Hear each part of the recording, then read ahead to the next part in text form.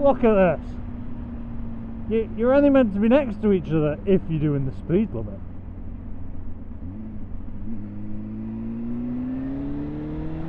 And now I have to do a stupid overtake because of those dibs. How's about, Jonas? We're right next to each other, and we'll take a car-sized space on the road, and we'll just chill on the 50. How's that? Should we do that? Just chill on a 50, going about 10 miles an hour if that. Yeah, why not?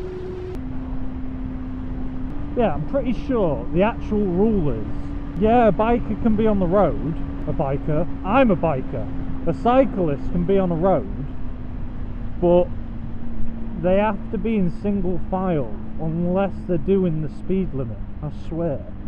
Ah, shit, we're about to die.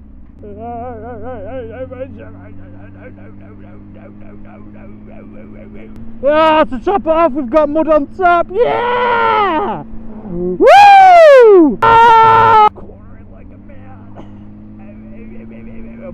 I nearly died. That only means one thing.